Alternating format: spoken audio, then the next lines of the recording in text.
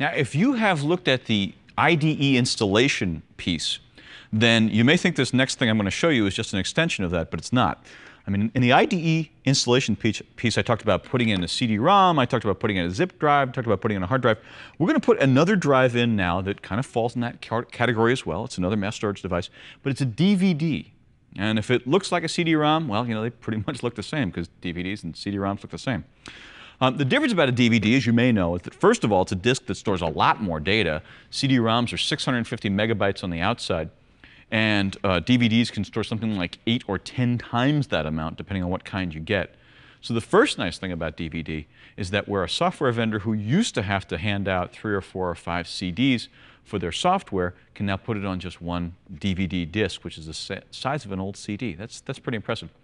The other benefit of DVD, though, and this is where things get a little ugly, is that DVD allows us to put big, high-resolution, full-screen video and sound, an hour plus of it, on a single disc. And that's something you really can't do with CD. With CD, you can put an hour of video on it as long as you don't mind your video being about this big.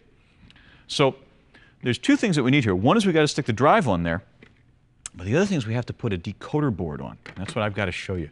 The two pieces are we're going to put the drive on and we're going to put the decoder board on as well. Let's see how that works.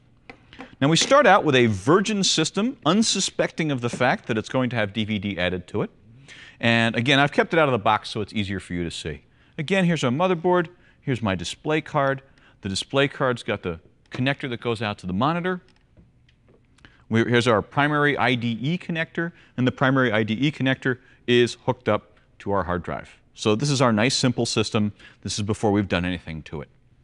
First thing I've got to do is I've got to get this DVD drive to play nice in the park with the hard drive, and that's not hard. If you looked at the IDE clip, and if not, do that please, then you see that we have to connect this cable into this connection in the back, and we got to set some jumpers here to make it master or slave, and by now that ought to be somewhat familiar. But trust me when I say that I've got this hooked up to be slave. So I plug this thing in. Please don't forget the power supply. Once again, don't do my favorite trick and forget to plug in that Molex connector for the power supply. Now, that's part of the trip. Oh, side trip before I forget this. DVD drives can read CD-ROM disks. So the question is, if you're going to set up a computer with a DVD-ROM drive, do you need a CD-ROM drive? Now, I would say yes, and here's why. CD-ROMs, typically the minimum speed you can buy a CD-ROM nowadays, I think, is about 32x or 40x. That refers to the speed at which that data is read off the disk. So that's important. I mean, you want a good, fast CD-ROM for installing software, for running games, things like that. In contrast, the fastest DVD I've ever come across is only 6x. And the vast majority of the DVDs you'd buy are only 2x or 4x. So, could a DVD do the job of the CD-ROM? Yeah, it could, but you might not like it. I know that I've got a system that only has a DVD, and some of my software installation off CD-ROM is extremely slow. So think seriously about, if you're going to put DVD on, put CD-ROM on as well. Anyway, so we're going to put this decoder board in, and it's a straightforward PCI card. There are, if I recall correctly, nothing in the way of jumpers or dip switches on this thing. No, nothing really to configure the times I've put these in. And so I just pop this into a slot. I give it a little push and it goes into the slot. But now things get a little weird because I told you in the board configuration identification section that these little D-shell connectors with the 15 pins in them are VGA, but now we have not one of them, but 3 of them. What's going on?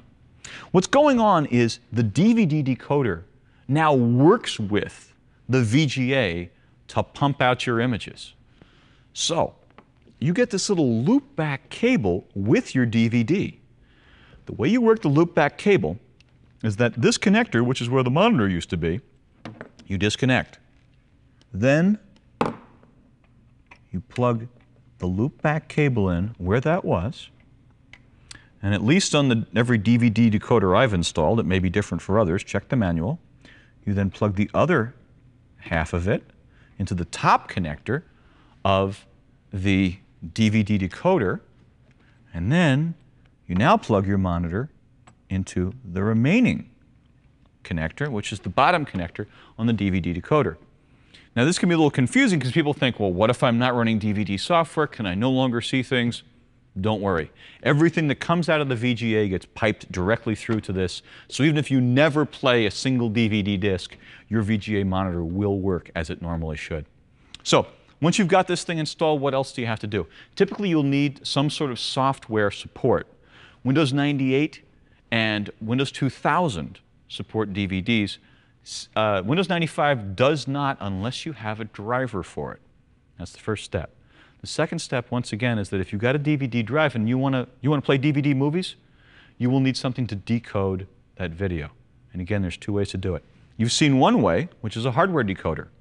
But there are a number of computers out there where they'll sell you the DVD, well, they'll give you the DVD, but they don't give you the decoder.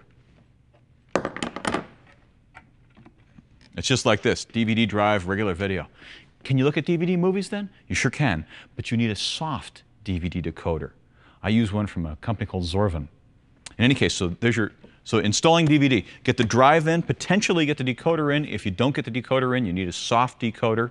Make sure that you've got a driver so that 95 will support it. Alternatively, Windows 98 or Windows 2000 will support it.